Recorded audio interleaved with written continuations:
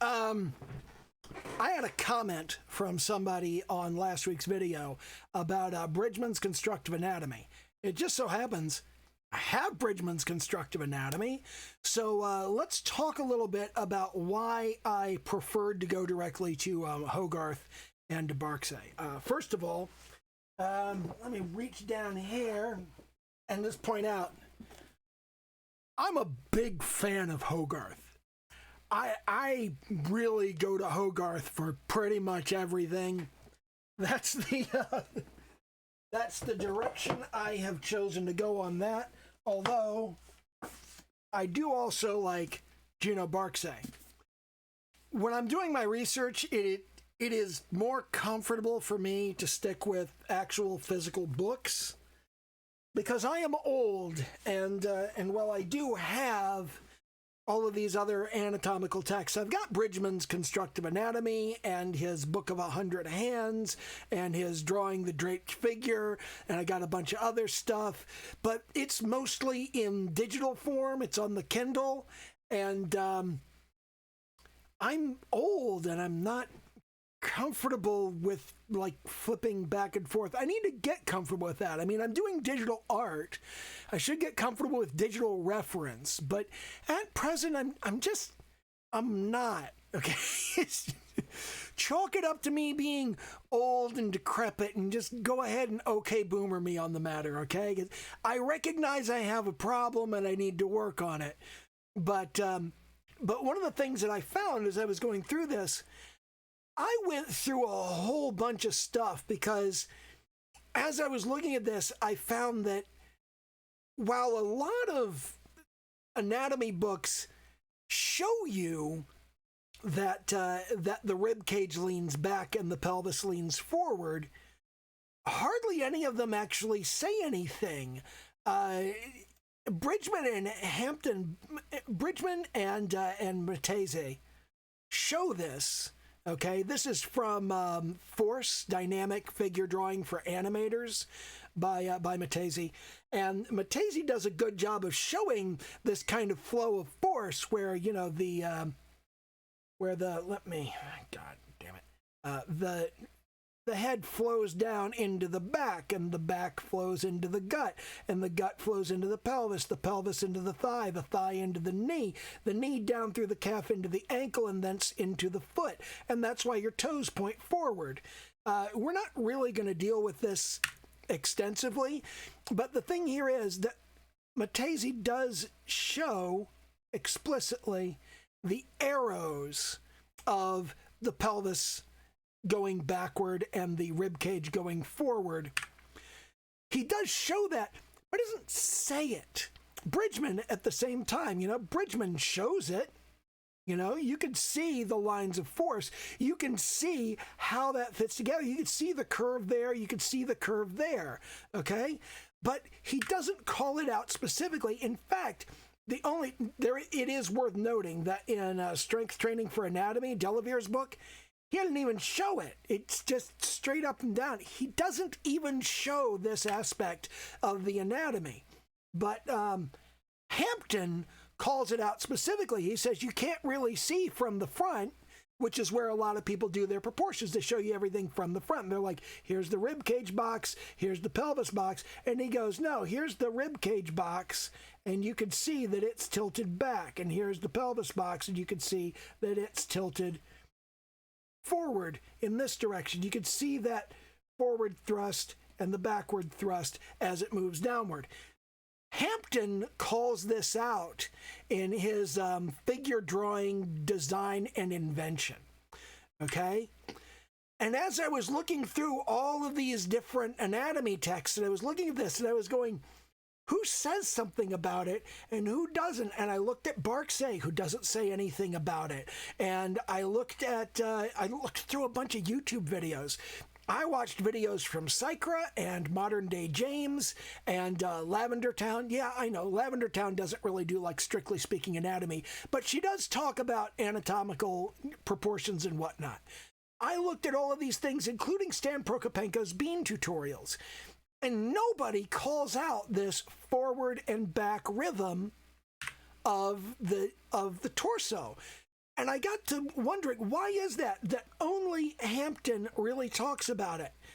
And it's really right there in the title when you look at it. What's in the title is figure drawing, design, and invention. That's what kind of put the light bulb on in my head. Because what's going on here is all of these other anatomical texts, when you go to Hogarth, you go to Barksay, you go to Bridgman and Matesi and to Delavere and all of these different things, okay? They are expecting you to be working in a life drawing course. You can even go back to Loomis. Loomis talks about the figure proportions. He doesn't talk about the forward thrust of the rib cage, the backward thrust of the pelvis.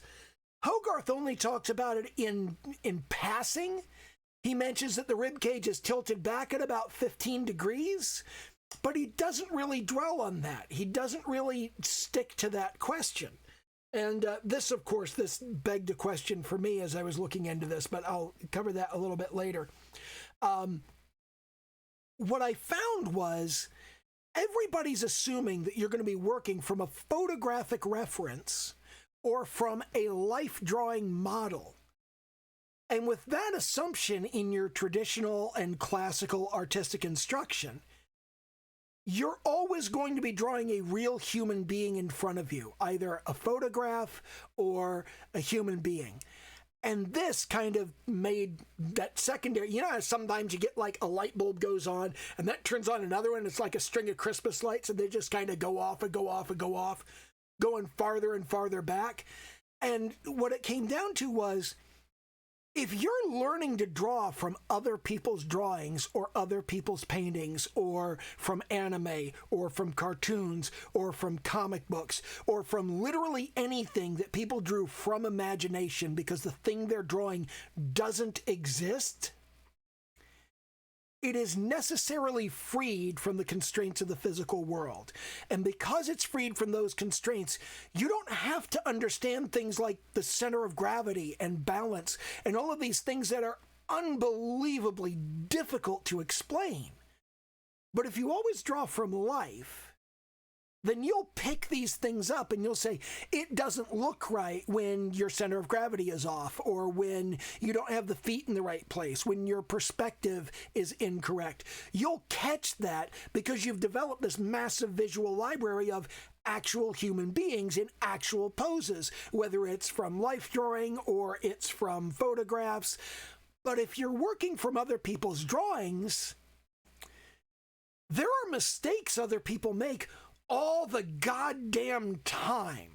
And it's like, if you're working from anime, if you recall back in my terrible female posture video, I mentioned that the larger a woman's breasts are, the farther she has to lean back just so she doesn't fall over, because breasts are fucking heavy. And you go watch an anime like, I don't know, Desert Punk, where this chick has tits the size of her head. It's insane. And there's been no effort to make this look at all reasonable or realistic. They may as well be balloons. They're just hanging out there. They're fucking immense. And I'm not saying you shouldn't watch Desert Punk. I'm not saying you shouldn't like characters with this design. But I am saying that when you're drawing a character with that design, you have to understand that if you don't draw that character doing the fucking limbo every time they stand up, that's not reality. Okay? You have to understand that you're breaking a rule. You have to know what the rule is so you know that you're breaking it and you understand why. And this kind of ridiculous shit happens all the time.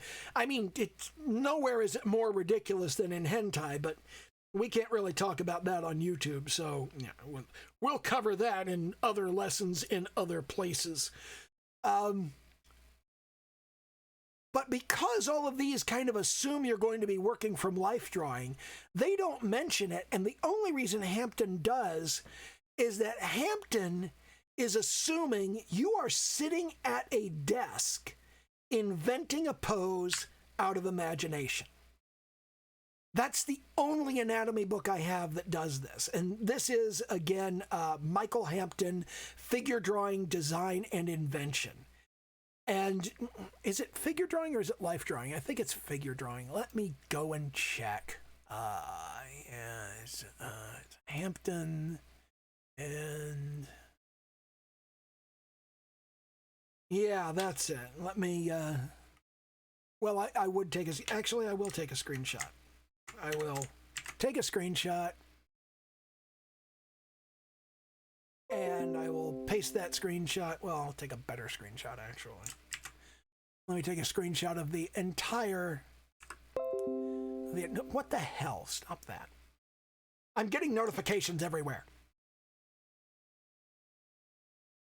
This, incidentally, is the Fuck It, Do It Live model, or the Fiddle method, which Colin Terrio and I put together way back in the day. Back in the days that I was primarily a marketer. Anyway, let me put this up on top of everything, and we'll transform it and make it larger. This is the book. This is the book that that I'm working from. That Michael Hampton really goes into a lot of stuff because he's expecting you to be working entirely from your imagination. And that's really great. And I really don't see that very often. And because I don't see that very often, you know, that's one of those things that I just went, oh, holy crap, that's cool.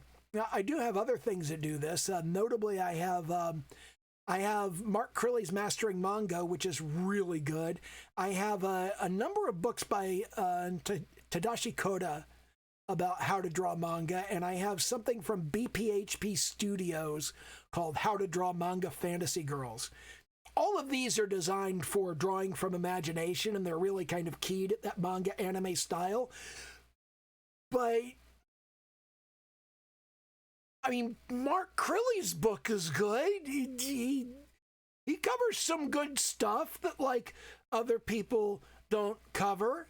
But the Tadashi Koda and BPHP Studios books, yeah, those are garbage. Yeah, don't get those.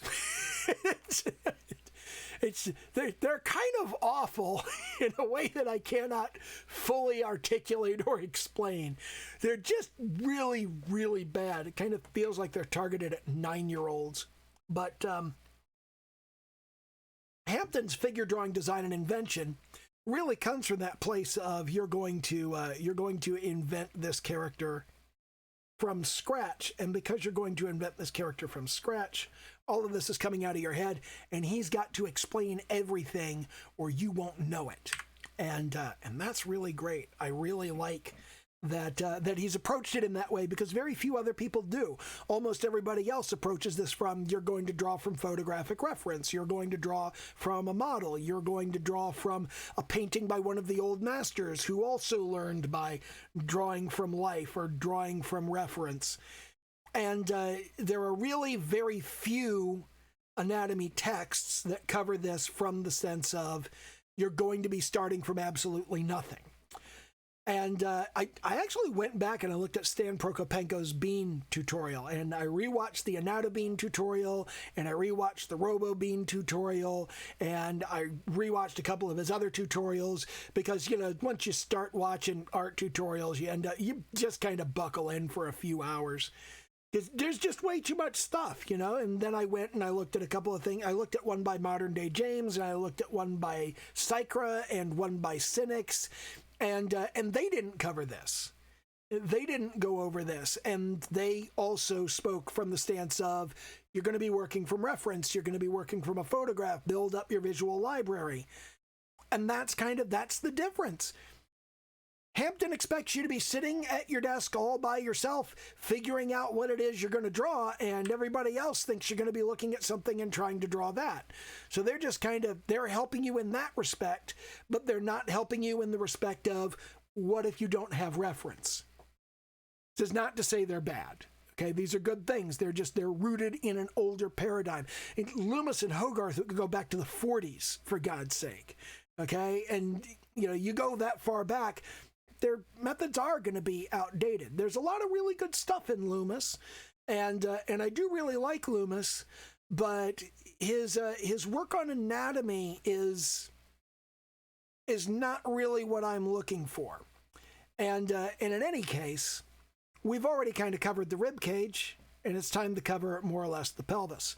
The first thing I want to cover with that is I want to jump over to some medical diagrams. And these are actually taken from like photographic reference in a medical journal.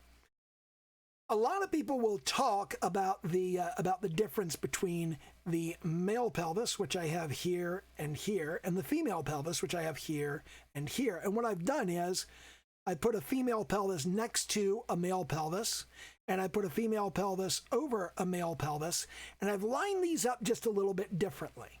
Okay, the way that I've lined them up is the ones over here are lined up edge to edge, and the ones over here are lined up center to center. And down here, we've got a top view, okay?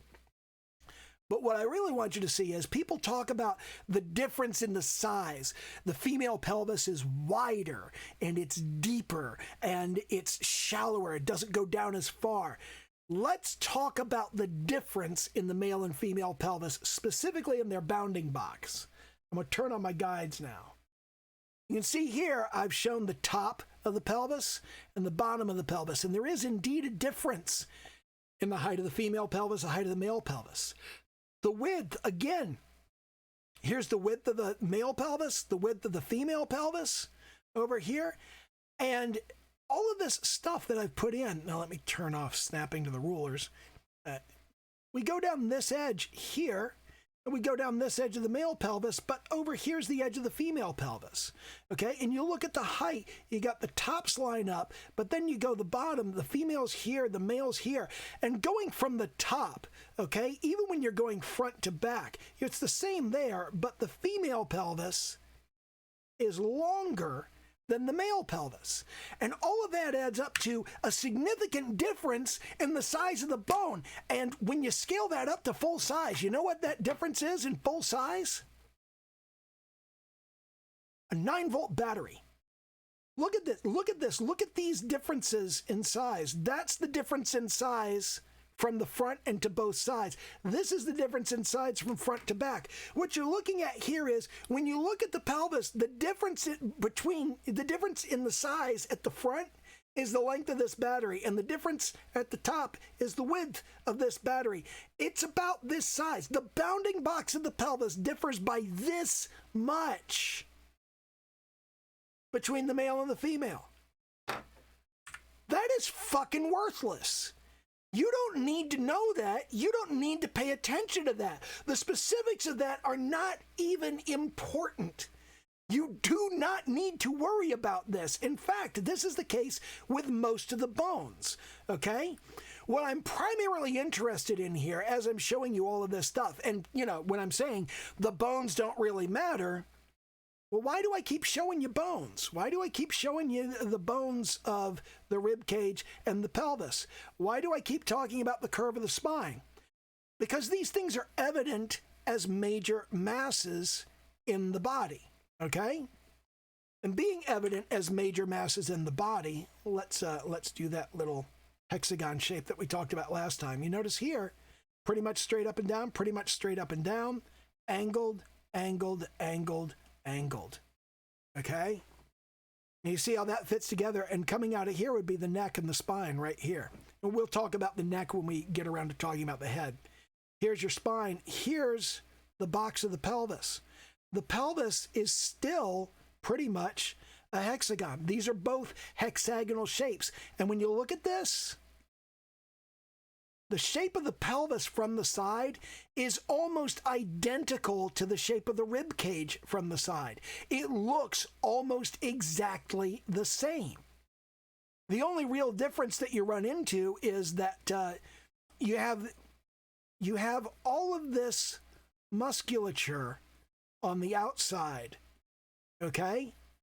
This is where your difference comes in, is this muscle on the outside. That is way too exaggerated right there, but this muscle on the outside, that's what creates the shape you're actually going to draw. This hexagonal shape in here of the pelvic bone, you're not really going to draw that because there's too much muscle and fat packed around this particular area. Now, the rib cage, on the other hand, The rib cage has very little packed on top of it. It's pretty close to the bone. Okay, the muscle sits on top of this, and for a woman, you're going to have a breast that sits on top of this. The breast actually comes out from under the arm right here, what's called the axilla, and that's something a lot of people don't talk about, is where the breast originates and kind of how to draw it in there. The breast comes out from under the arm, and it circles around there. And the nipple's about in the same place on the breast. It's just pushed farther out, okay? So all of that mammary tissue originates under here. If you look at an x-ray of the breast from the front, it's got that little corner that goes up and under the arm. That's called the axillary prominence, I believe. Axillary prominence? Is it a prominence? Process. It's not a process. Process is on a bone. It's not a process. It's not a protuberance. I'm going to call it the prominence. I think that's the prominence. I think that's what I call it. And I don't feel like looking it up. But the important thing to remember here is this rhythm, this kind of angular rhythm here. And that begs the question, right in here, you can see that Bridgman shows the lateral obliques right here, because the lateral obliques are what hold your guts in. And down here's the latissimus dorsi, along that side right there. So that's a back muscle, and this is a side muscle. Here we have the serratus anterior, which the primary purpose of the serratus anterior is to hold your shoulder blade on. I'm just kind of pointing these out and saying this is what these are. They're not really important at this juncture. Not right now. We don't need to talk about that right now. We will talk about the shoulder girdle in relatively short order. But the important thing to realize is that the pelvis is not a solid mass of bone, and it's not a cage. It's a dish. It's more or less like this, okay? This kind of sits there, and your guts sit in it. All of your guts right here, everything in here is sitting in this dish. And this dish is angled a little bit farther forward if you're female, because you've got like one additional organ in there that's about the size of a football, as I mentioned before. You've got this additional organ, and that kind of pushes things out because it doesn't make your spine any longer. It's just more stuff that needs to sit in the front. So you push the front down, and that gives you more of an angle. Size of a football is accurate sometimes. But, a lot of the uterus can like vary in size, and it can be as small as a softball, and it can be as large as a basketball, and it can be fucking huge, like when you're pregnant. It can be the size of a child. It can be the size of a whole other human being. But yeah, I'm going to stop going over this. There's more shit in a woman's abdominal cavity. Because there's more shit in a woman's abdominal cavity, then you got to make room for that. And that leads to what I think is the most productive way to think of the entire human trunk. And that is, here's your guts. They're about the size of an egg, okay? They would fit into that area. It's about the size of an egg. And then you have a protective shell around your guts. But the protective shell is about the same size as your guts. See, look, they're the same size. So that shell doesn't enclose everything. You got your rib cage up here, you got your pelvis down here, you got your guts sitting in the middle, and look at that bend in the back. That is just about exactly what you end up with anatomically, is just these two eggs. And these eggs can swivel around one another. That's where all of your motion comes from. Now, obviously in the human body, these guts, they're compressible. They squish and slop all around, and you can move in all kinds of different directions. But even like this, if you bend to the side, you can see that the rib cage slants one direction, the pelvis slants the other. You can bend back to the other side, and you can do all of these twisty-turny motions because this part is soft and twists. But if you think of it this way, as these three separate bodies, one of them is soft and two of them are hard and rigid, that gives you a better route to understanding, in my opinion, how everything fits together and how the human body moves. Okay? And I've never seen anybody put it this way, but it seems like it should be pretty easy to understand that it's put this way, because over here I have a relatively expensive little Body-Chan action figure. And look at this. The guts in the middle are a separately articulated piece from the rib cage and the pelvis. You can see that the rib cage and the pelvis swivel differently. And that's actually how it works, except here, once again, you know, the guts are rigid here. They're not rigid on a real human being. They squish. They squish in rather dramatically. You can tell this by just, I mean, you could literally just like sit in a chair, lean over, and put your head between your knees. And you'll notice when you do that, incidentally, that your knees touch your shoulders. And when your knee touches your shoulder, that tells you how long your knees are. And you know that if you crouch down, you could sit on your heels, right? So the distance from your knee to your heel is the same as the distance from the knee to your butt. And the difference from your knee to your butt is the same as the distance from the shoulder to your butt. You can fold up in kind of a Z curve. That works. You've seen girls do this in PE class when they don't want to go out and do stuff. They pull their knees up to their chest and they wrap their arms around them, and they're just folded up in that little Z formation. There's actually a picture of this in Loomis. I can look this up. Where is this? That was in Loomis. Figure Drawing for All It's Worth, I think. Yeah, let me page through this and find the diagram that has it. And I think it's right around here. No, they don't have like the full thing. I have a screen. I think I have a screenshot from. I have a screenshot from some anime or other that shows it. But you know what I'm talking about. You can fold up like that. You can put your heels up against your butt, and you can put your knees up against your shoulders. You can do both of those at the same time and just be folded up in a little letter Z, you know, and there you are. But that's kind of the important thing that I want to get across here is I want you to get that when you're drawing this, don't make the mistake of thinking this area here in the middle is empty. It's not empty. It's got an egg in it, and that egg is about the same size as this, but the bottom part of that egg is missing.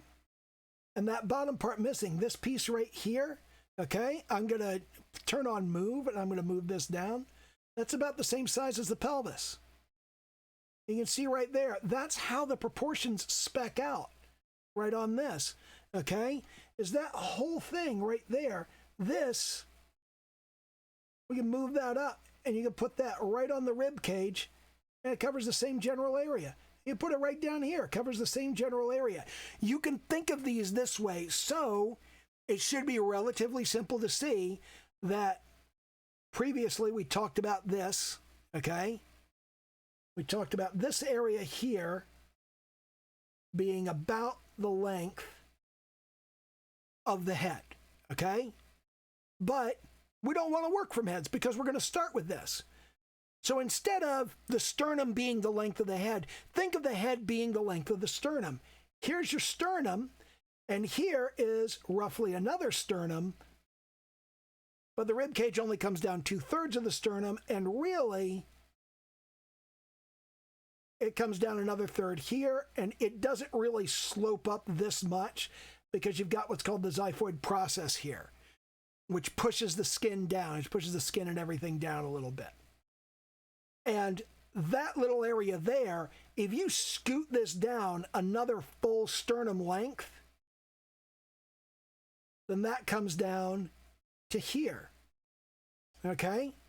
And when it comes down to here, what that tells us is this entire body is that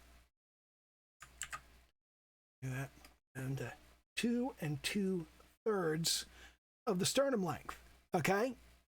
Now, if we do a little math on that, what we'll find is this is 6 6/3. When you multiply this by 3, 6 6/3 or 8, that comes out 8 head lengths. All right. And when you go to these older, what am I thinking? When you go to these older proportions, okay, when you look at like Hogarth, and he says, you know, yeah, there's a size of 8 3/4 heads. Well, that would be 8, but we know that we've got 1 1/3. The thing is, your body doesn't fold here. It folds a little bit higher up here. So you've got about 1/3 of a sternum length right here, about 1/3 of the breastbone or 1/3 of a head. I don't like referring to heads, but this is confusing, I know. I apologize that it's confusing. You've got about another 1/3 of a sternum length here. So the thighs will come down another 1, 2 sternum lengths. Your knees are going to end up right about there, okay? And then your calves are going to come down about exactly another 2, which would be like off of the paper. And then you've got your feet, which are taking up another 1/3. Okay, so what you've got there is you've got 2 1/3, and here you've got 2 1/3. And you put those together, you get 7. Okay, and then you've got the head up at the top, that's 8, and the neck, which is about 1/3, and you've got a little bit more on top of this because your knees don't come all the way up to the top of your shoulders, so you've got a little bit more space there.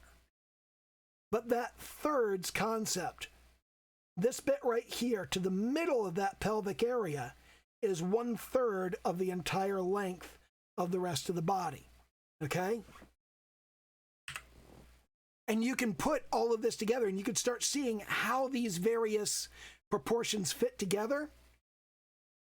And they still match these classical traditional ideals. We don't want to throw out the classical traditional ideals because these people are right. These people are smart. They're certainly smarter than me. We may want to think of them differently. Thinking of them differently might make it easier to actually execute an image, but we do not want to throw them away completely. I'm going to turn off a bunch of these. And in particular, what I want to do here is I want to draw this kind of egg concept.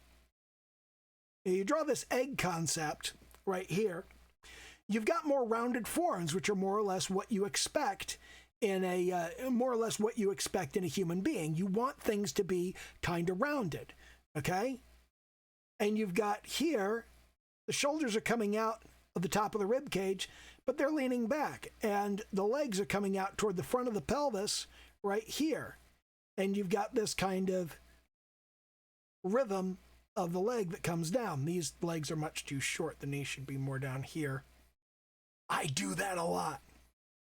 But that kind of egg concept for the egg up here and the egg in here and the egg in here, that makes for a much easier kind of thing to put together. And then you got your wrist here and there's your hand, and that's coming down about to mid-thigh. That's a little long.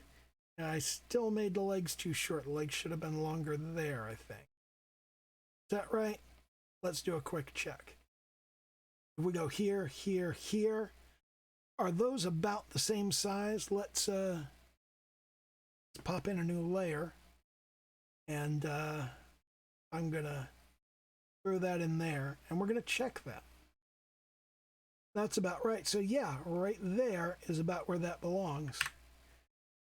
We'll kill that, and go ahead and merge that down in. But yeah, that's about where the knee would need to go on this. And I am obviously still working on all of the proportions and whatnot, and still working on figuring out where all of this goes. But what I'm getting at here is just kind of identifying the way that I think about stuff and trying to find ways that this can help you or other people or just somebody other than me. Talking about it helps me figure shit out, and understanding how all of this fits together is, just, oh, holy, what the heck? No, layer color is supposed to be red. No, up here, yeah. Yeah, no, no. What the hell happened? I'm gonna hit Control Z a bunch of times. Okay, I'm just gonna throw that in the trash and not fuck with it. You go to hell. You go to hell and you die. There we go. There we go. That's the way it's supposed to be right there. Yeah, okay. Sorry about that. But anyway, the whole idea here is getting the idea of the proportions and how everything fits together so that we can more accurately render a convincing human frame. Now, the next thing that I want to go over, I'm going to start looking at this next week, is the proportions of anime characters as opposed to realistic characters. Because this is important, and it's important in a number of ways. Because obviously what I want to draw anime-style characters. And in order to draw anime-style characters, it's not enough to just know the proportions of the human body. You have to know how those proportions are altered and modified for the... you have to know how they're created differently for the various anime styles. And understanding that is sort of the direction that I'm trying to take things in right now. I'm sketching over top of this. Bad habit. I just continue sketching over top of stuff, even when I don't need to be. But that sort of egg inside of a split egg concept. This, I think, is a productive way to think about that layout of the body, and a good way to think about this that I haven't seen other people talking about. I haven't seen people on YouTube talking about it. I haven't seen people in anatomy books talking about it. The closest I've seen is this stuff from Hampton, and I don't think that really goes far enough. But that's kind of what I was getting at in this quote unquote lesson. I don't feel comfortable calling these lessons. I don't really know enough to be teaching people shit. But oh great, and somebody just messaged me. But yeah, that's what I wanted to hit on here is when you look at all of this and you look at how everything fits together, then there's a structure to all of this where you have kind of this egg thing going on. And that, I think, will help a lot in posing and in putting things together. And again, starting with the torso, starting with putting the torso together and understanding that here you've got this box, and that box is just like the lid of a box that's sitting on top of some guts. And those guts are then sitting on top of this dish here, and that then moves into the question of what your legs are doing and where they are, and where your arms are sitting, and what kind of weird pose you're doing, and where your head is looking, and all of this stuff. And I don't know what that person's supposed to be doing, but just putting all of that together and having that show up. And I'm still not at a point where I can render anything that looks decent, but I am doing a number of like gesture drawings and figure drawings and stuff like that off camera because my work is absolute shit. But I just wanted to get this out here and say that egg in the egg concept. It's this. I think this is important. I think this is helpful. It's certainly helpful to me in how I think about it, and I hope it's helpful in how you think about it. And yeah, I'm